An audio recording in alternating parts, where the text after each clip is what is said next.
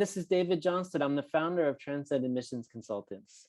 We do MBA and graduate school admissions consulting. And one of the most enjoyable parts of our job is working with really talented people and learning about their stories. And first of all, helping them succeed in the application. But another rewarding part is following their progress and learning about what they've been doing in their careers post-MBA. So that's why we're doing this Transcend Talks series, to talk to some of our previous clients that are out in the real world with important and interesting jobs. And we want to kind of get their feedback on and some reflections on post-MBA and the post-career life. And today we're really fortunate to have Kai Chen with us. He's Taiwanese, originally from Taiwan. Now he's currently living in Tokyo. He has a finance background. He was previously working in investment banking, corporate finance. And then he went to the IESE MBA program in Barcelona. And now he's working for a multinational company in Japan. Welcome, Kai. Thank you. Thank you, David. Thank you for inviting me for this exciting Q&A section. Huh? I hope it will be exciting, yes. Yes. But we were working together. It's been at least 7 years now since you applied for MBA. Yes. And but thinking back to that time, like, how did you even decide you even wanted to pursue an MBA in the beginning? What was your motivation? Yeah, I mean, my background, I was in the investment banking division in Cathay Securities Corporation. So basically my job is helping company to do the IPO, capital raising, those kind of transaction. And I think to discuss motivation, we can divide into the extrinsic and the intrinsic. Okay. For intrinsic motivation, of course, I want to get a higher salary. I want to explore the different transactions such as mergers, acquisition, or venture capital, these kind of things. And because a local bank in Taiwan basically will only focus on the IPO and we so-called SPO, the secondary public offering, which means capital raising, those things. Mm-hmm. It's quite limited. And for intrinsic, I think because I already in the Cathay for at that time maybe for 6 or 7 years, and I feel my learning curve already slowed down. So I think at the time my motivation was I want to get into the international investment bank. It was my original motivation. Okay, that makes sense. And those seem to be good, really logical reasons for pursuing an MBA. And I think maybe your journey wasn't that smooth, though. I think you applied more than once, right? And yes, you had a little bit of struggles with the tests.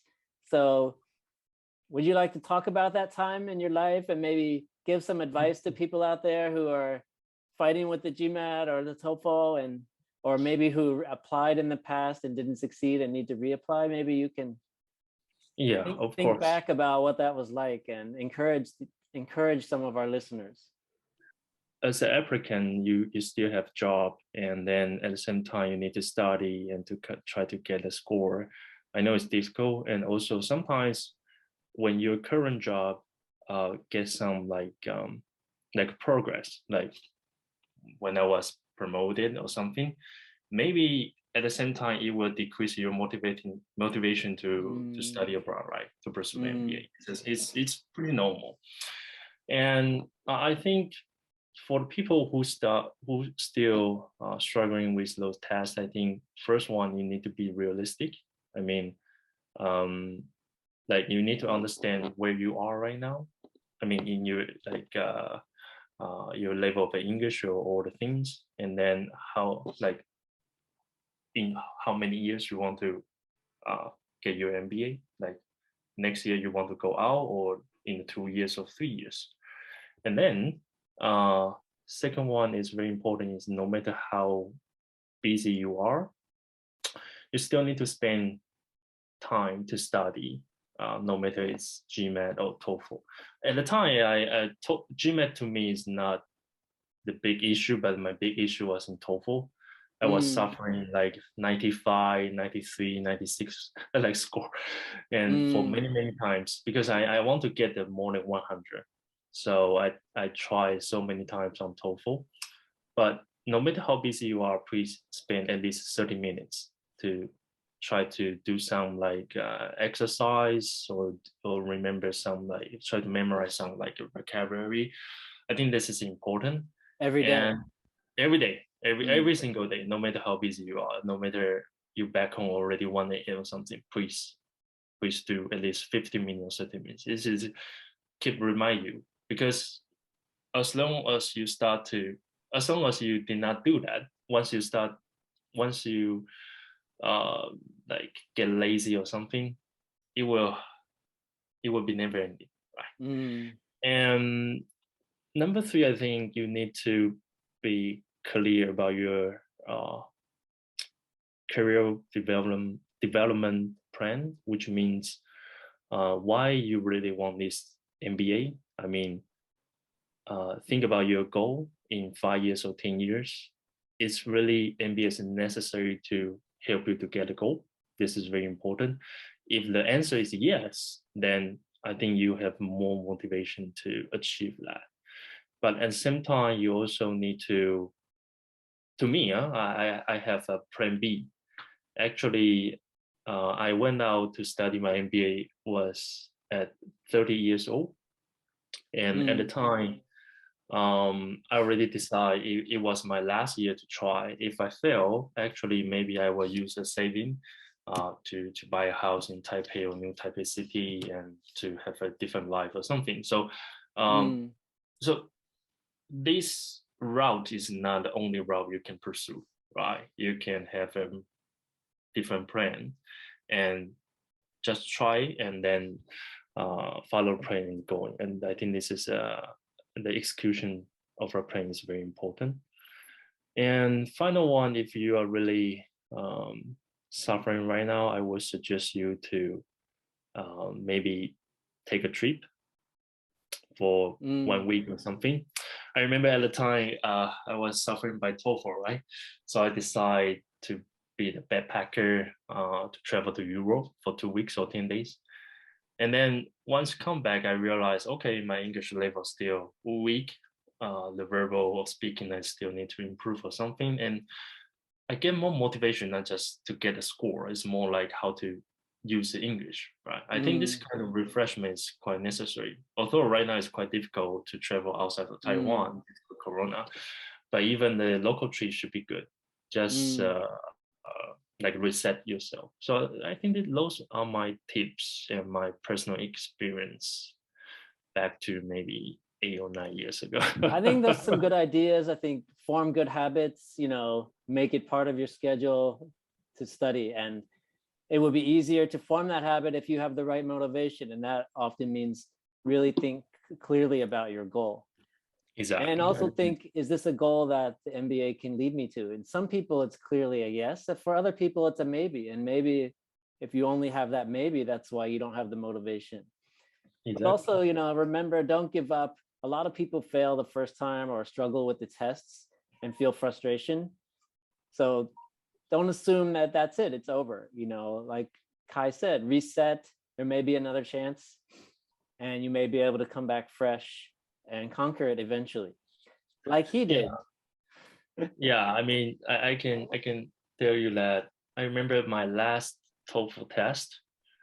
I remember after I finished the test, I felt maybe I failed. It's my feeling, because the topic of writing is quite difficult and something, and I don't know, I did not feel good about that. And 1 week later, when I checked the score, wow, I got a 103 or 102, whatever. I was super happy about that. So you never know, right? I mean, just keep doing the right thing you're doing, right? Not just studying about the job as well, just doing the right thing you're doing. And then one day you will be okay. You will be successful about that. Yeah. And that's what he did. And he stayed focused and eventually applied for MBA. And fortunately, he was admitted to the IESE MBA program in Barcelona, which I think he highly recommends for a lot of reasons. But why don't we talk a little bit about that, Kai? Could you share something you like about IESE or a happy memory from your Yeah, MBA life?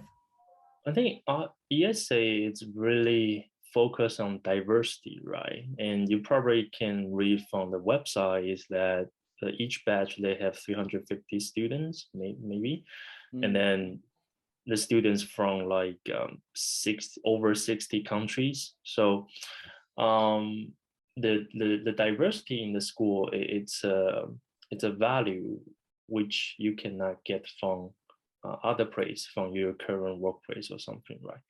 And I think I can share one of the best memory in the ESA. I remember it's at the beginning of ESA journey. And so, once you enter the MBA, actually the first important topic is try to find an intern, right? And a lot of people want to apply consultant. And for me, of course, it's an IB, right? So in ESA, the finance club, they will organize the banking track and to visit the bankers in London. And also during the preparation, there's many like social event and also the interview. And it's quite tense, but this kind of like experience, and also when you prepare your interview or your cover letter for those application, actually your classmates, your competitors, right? They are compete the same job with you, but they are also willing to help you, right? We are not saying, because we are competing with each other, so I'm not helping. No. They are helping to, they are willing to help you to revise your cover letter, to practice the interview with you, and of course the second year students and also the career service in the school, they provide a lot of resources about that. I think this kind of collaboration and highly competition, this kind of mindset, is really helped me, and it's really a good memory to me about the ESA. Yeah. So I think that's what collaboration is all about, really, is even if you're working toward the same goal, you may be potential competitors, you're still willing to help each other. And I think, but that's something that's kind of well known about ESA. It's very international. It's collaborative. Is there anything else you could share about the program that's maybe not so obvious that we might not hear in the information session or on the website? Yeah. I never attend other business school for MBA, but for ESA, maybe ESA it's a Catholic school, so that's why they are quite strict on like certain things. For example, your attendance and also your dress code.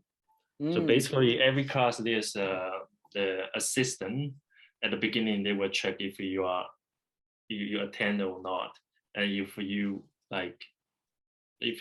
no attendance for like 3 times or 4 times, maybe the professor will call you to his office. And also the dress code is also important. Like basically every day is like business casual.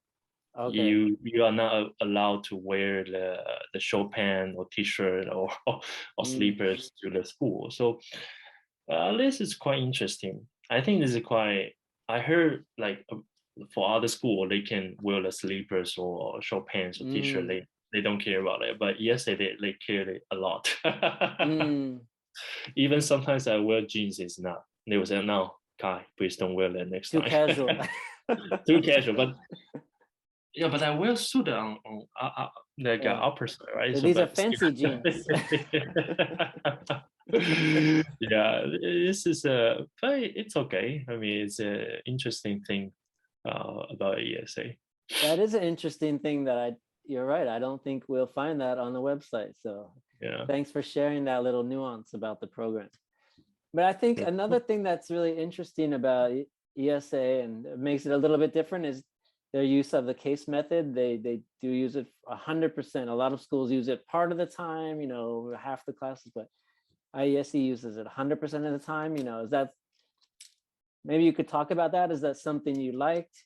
Is that something you wish they would use less? Do you have any opinions on that?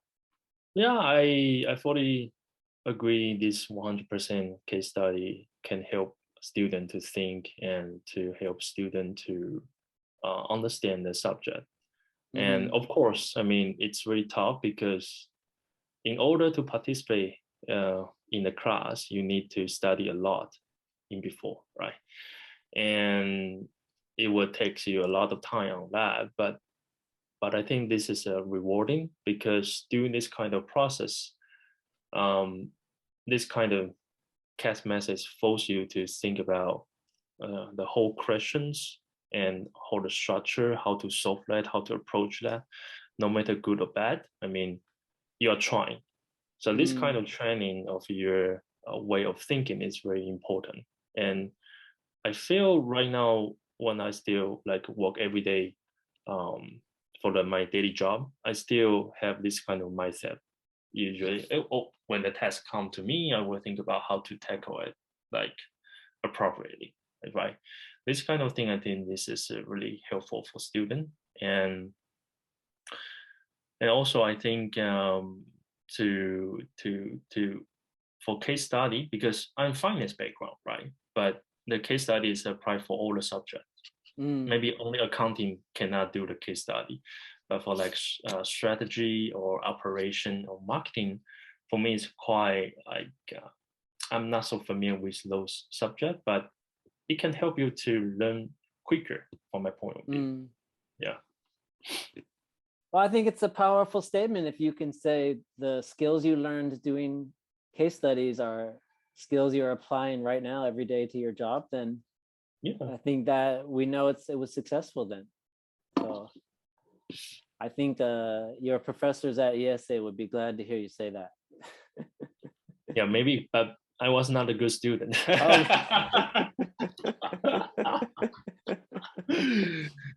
Matt, we can talk about later. But and maybe that leads to the next question, because I think IESE is in a nice place in Barcelona, which is known for having a really vibrant social life and you know, culturally. Maybe you can talk about your life in Barcelona and what you liked about living there, and maybe that's why you weren't studying that much, perhaps. Yeah, I mean, you know, Barcelona. Yeah, exactly. It's one of the reasons, right? And Barcelona is a very decent city. It's not very huge. I think it's much smaller than Taipei, or maybe the area we will show up is much smaller than Taipei. And like Taiwan, there are many motorcycles, and so basically you can rent a motorcycle and then to ride it to everywhere. And you know, the beach is very close. There's a very long beach in Barcelona, so it's very easy to go to there to chill or something. But overall, I like the vibe in Barcelona, which means the slow pace, relaxing, and also how no matter how tough of MBA program or how difficult to find a job or intern over there, you can always find a way to relax yourself in Barcelona. This is important. Sometimes just play basketball in park, or went to the beach to enjoy the sun over there, or maybe just rent a car to travel to the Costa Brava, the north side of Barcelona. Yeah, I think it's very nice. I mean, I still miss a life over there. Okay, let's move on then and talk a little bit about your post-MBA life. Of course. So like you mentioned before, you were in a local investment bank. Now, what have you been doing since graduation? So maybe I can say that during the internship, I get my internship in Citibank in Hong Kong. Okay. But it was not investment bank. It called Treasury and Transaction Service. So for example, you can imagine it's like a cash management for the institutional company. For example, like Nissan or Booking.com, this kind of multinational company, they need this kind of service, right? So for example, for Booking.com, if they open an account in this department, we can transfer the money from country A to country B immediately, right? And we can help you to solve that. So basically, we collect a lot of deposit from our customer, and we can use the deposit to lend to other like investment banking department, or to lend to other maybe external customers, so we can earn the liquidity, right? It's very profitable. I think it's the most profitable department in Citibank, because investment banking, of course, is very profitable, but sometimes it's very, how to say, fluctuate. It's very high risk, right? Up and down. But this kind of cash management is very stable, right? It depends on how deposit you collect, right? So, but after the internship over there, I did all the corporate banking products, from cash management, capital market, and the loan and debit market. Those things I already have experience. And yeah, at the time I did not get a return offer, and I think now if I think about if you want me to say, I think it's good, but at the time, of course, I was a bit disappointed. But I think after I got a return offer, I also think about, do I really want to go back to the bank? Because of course, the TTS, the Treasury and Transaction Service, is very good department to stay, but for learning perspective, maybe it's not so. Personally, I don't think it's very strong to me. And because by the time I already get married and look at the investment banking department next to us, they work from like 9 to 1, 9 to 2 every day. And I'm not sure this is the life I'm pursuing actually at the time. You see, I changed my mind. Okay. And so at the time, I decided to shift my career to corporate finance, because I know since I get into the MBA, I understand there are many opportunities with so-called leadership program.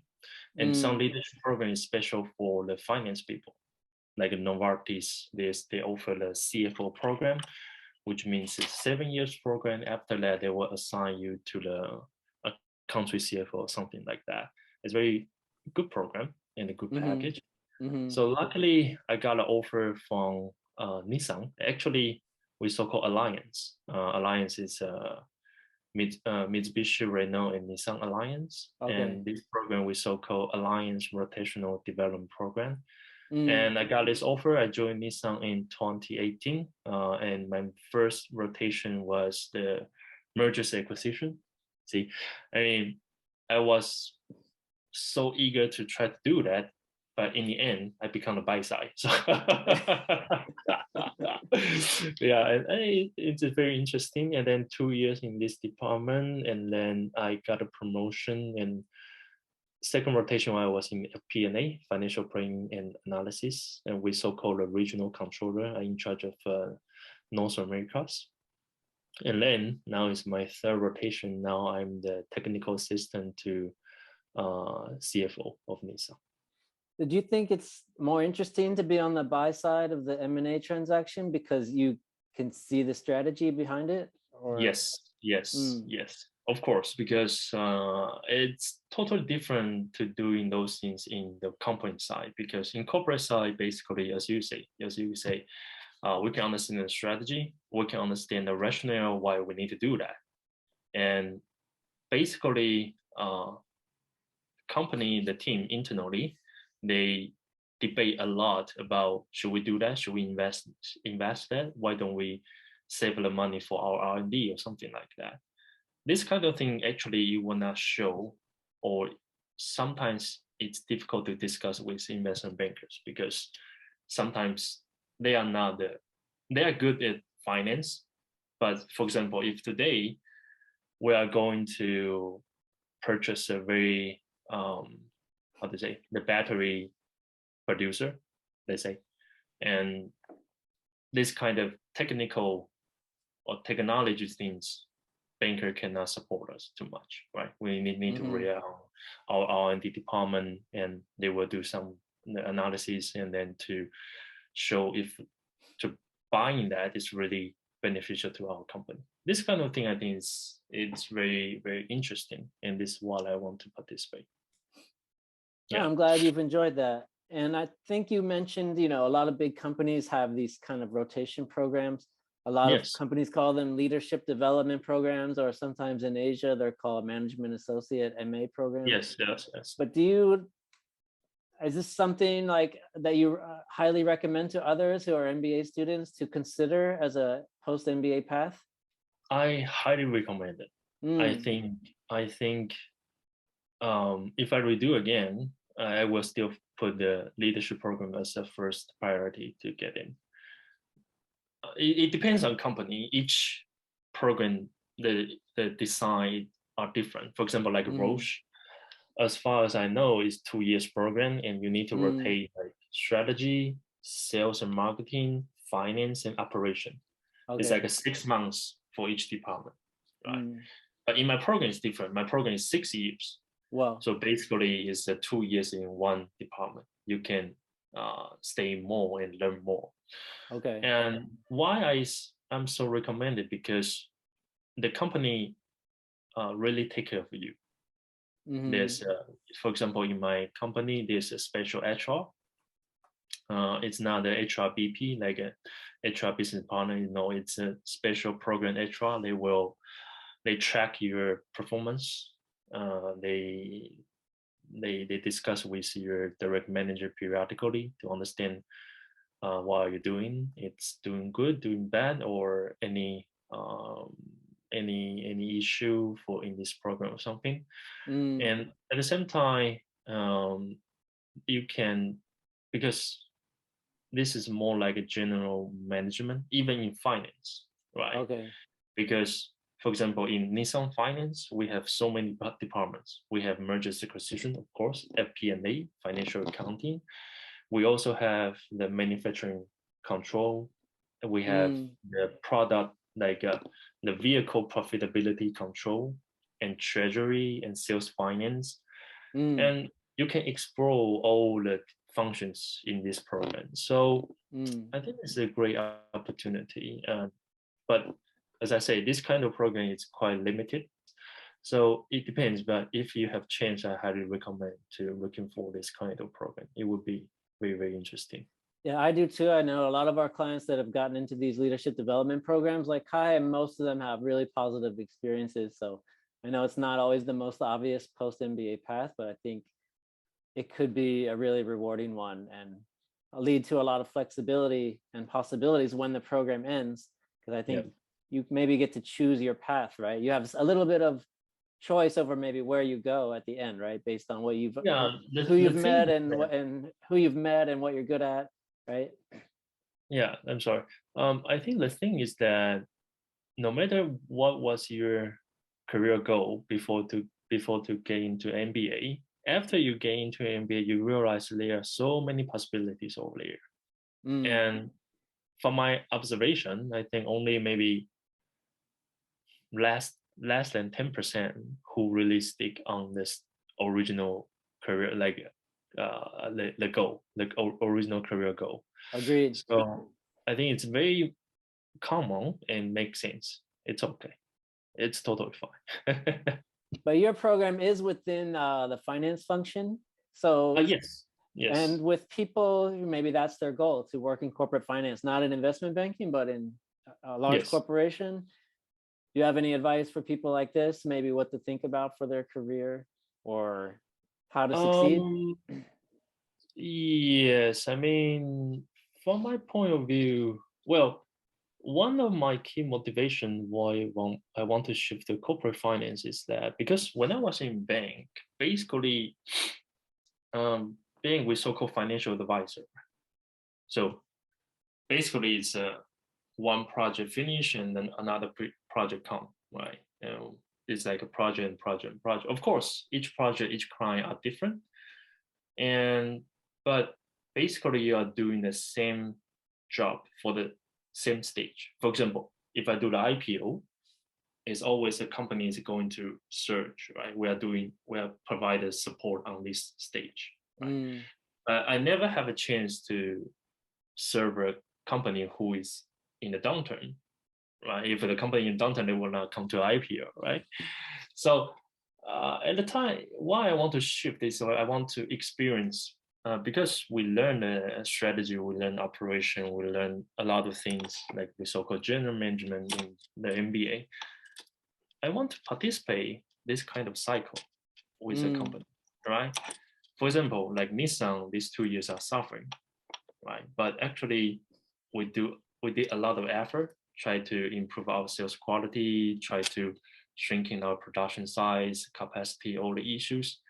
This kind of discussions for me is like a real MBA class. It's like the best practice of those MBA, what I learned in MBA. So I think this is a key motivation. But of course, once you shift to the corporate finance, depends on your department. The I think the route is totally different in bank, right? As I say, bank is more like a project management, but in corporate finance, it's more like combination. You have an operation job to do, but at the same time, sometimes you have special project need to support. So this kind of thing, you need to get used to it. And then also in the bank, maybe we own, I was an investment banker, maybe we all more focus on those kind of free cash flow or some like a financial indicator. But in corporate finance, maybe we put more focus on financial accounting and also managerial accounting, right? Because, for example, like managerial accounting is very important because this kind of managerial accounting is help your management to understand the company performance, right? How to decide, how to allocate the profit into the different regions. So this kind of discussion is totally different. So yeah, I think if I need to say this is the main difference between the banker and the corporate finance staff. The difference. Thanks for your insights there. I think that was a lot to think about there and to consider. Yeah. And you mentioned before that you think your MBA education, one thing that benefited you was the case method and the skills you learned. You think you're still applying those to your job. Is there anything else that you learned in your MBA education that you think is really benefiting you in your career over the last few years? Of course, I think the most important thing, it's a soft skill, which means communication and how to work with the different people. This kind of thing, it's the most valuable part in MBA. I believe in all the MBA can provide this kind of thing. In ESA, you might hear that the first year you will be assigned to a study group, right? This group is school help you to design, and in my case, there were 9 people from 8 countries, and we have people like me to do finance. They also have people do the sales and marketing. Someone from family business, someone from oil and gas. So very diverse background in terms of nationality and professionality. But you need to work with those people for 1 year. What does it mean? It means in a reality in your life, you cannot choose your colleague, right? You cannot choose your boss. Of course, you can choose. You can decide to leave, but but you cannot like at the next job. You can't. Yeah, you cannot do it like every single day, right? So this kind of designs help you to learn how to work with people, even you don't like it. Right? I think this is important. So thanks for that. In Nissan is also a very international company. As I say, it is an alliance. So we have some expert from France and also a lot of expert from US or other country. And of course, we have many Japanese here as I work in the GHQ. And this kind of communication skill and also the empathy to work with people, I think this has really helped me to survive well here. So I think this is the most valuable to my personal point of view. So I think a lot of people think with MBA about the hard skills, the business knowledge, but the soft skills are an underrated part. It's hard to grasp the how and why you learn them. But over and over again, I hear the MBA graduates saying about how the soft skill development, through projects, through daily interaction, it really happens, right? Exactly. It really happened. It really helped me. Yeah. And I think that kind of leads me to the next question, which is you're kind of moving towards from project management to people management now. And I guess these soft skills are really coming into play now. Like, what advice do you have for people trying to make that transition towards people management? Of course, empathy is the most important thing. Of course, communication, again, it's what I say, it's very important. And to lead the people, or not just lead, be led as well. For example, now I'm the technical assistant to CFO, I'm be led by my CFO, right?